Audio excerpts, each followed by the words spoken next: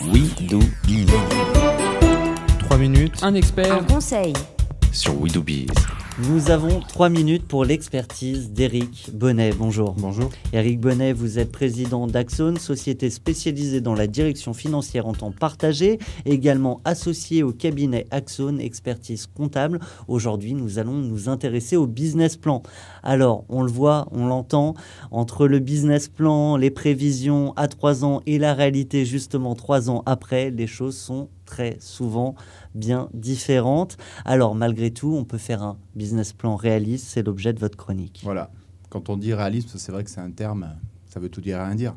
Réaliste aujourd'hui, demain, qu'est-ce que ça sera? Oui, ça sera différent, a fortiori, ça fait partie intégrante. On se cherche, on change. C'est la vie quotidienne d'un chef d'entreprise, d'un entrepreneur ou d'un créateur. Ça, c'est complètement normal. Mais le premier point, quelque part, important, voire primordial qu'il faut mettre en exergue, c'est qu'il faut être objectif quand on fait son business plan. Ça passe par quoi? Alors, ça passe par quoi? On va parler des chiffres, bien sûr, mais les chiffres, c'est jamais que le reflet de tout ce qu'on va expliquer préalablement dans un business plan. C'est un business plan économique avant un business plan financier. On explique son projet, on explique sa vision. Pour ça, être objectif, c'est quoi? C'est se mettre face à un miroir, quelque part, et savoir reconnaître là où on va être, où on sait qu'on est bon, qu'on a une expertise, mais aussi que forcément, comme tout être humain, on peut avoir des faiblesses et savoir les reconnaître pour pouvoir y pallier. Est-ce que ça veut dire, par exemple, que si dans mon business plan, je prévois la première année d'avoir 50 grands groupes clients de mon entreprise, alors que moi-même, j'ai jamais été commercial, j'ai peut-être pas forcément les compétences et j'ai pas les moyens d'en avoir un, là, c'est pas réaliste. Exactement.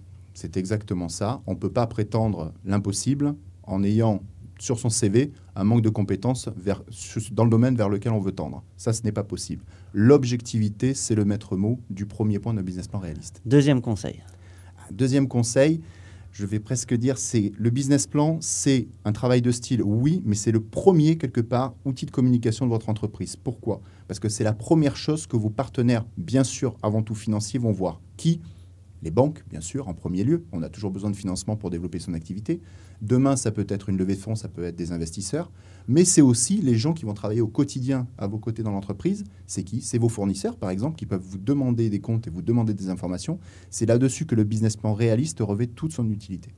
Alors, ensuite, on a mis tout ça à plat. Qu'est-ce qu'on en fait de toutes ces données qu'on imagine possibles pour demain, pour son entreprise? Alors, on a un fil rouge.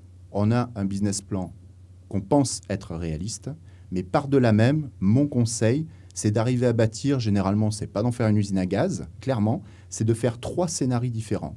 Le premier, on l'a évoqué, c'est le scénario vers lequel on souhaite aller. Par-delà même cet exercice-là, on ne sait jamais, il y a plein d'aléas que personne, ni vous, ni moi, personne ne connaît à l'avance. C'est ce que je vais appeler le scénario pessimiste. Le scénario pessimiste, c'est quoi?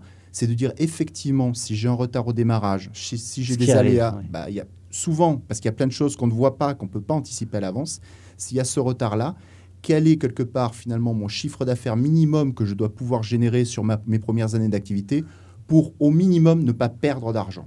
Voilà, en clair, sans faire de technique, c'est que mon résultat soit au moins à 0. Puis après, donc j'imagine qu'à contrario, on a le scénario optimiste où là, tout roule. C'est exactement ça, parce que quand on crée sa boîte, c'est avant tout et surtout un projet de vie, c'est pour se faire plaisir. On peut avoir du succès. Il faut mettre en exergue aussi ce scénario très positif, peut-être un peu utopique, mais c'est juste ça qui va vous faire rêver, qui va vous faire avancer, qui va faire rêver vos partenaires avec vous. Donc finalement, ce business plan qui n'est jamais exactement proche de la réalité, on le fait quand même et on essaye de le faire le plus réaliste possible. On essaie de le faire réaliste parce qu'il faut qu'il nous ressemble. Chaque business plan est unique, il est la personnalité du chef d'entreprise. Pourquoi je dis ça? C'est pas que des mots, c'est que c'est le premier moyen de communication, c'est ça qui va servir à vous défendre, à répondre aux objections qui vont vous être formulées pour passer vis-à-vis de partenaires potentiels. Eh bien, vous étiez réaliste dans votre chronique. Je l'espère. Vous étiez authentique. Éric Bonnet était avec nous, je le rappelle, président d'Axone. À très bientôt sur notre antenne.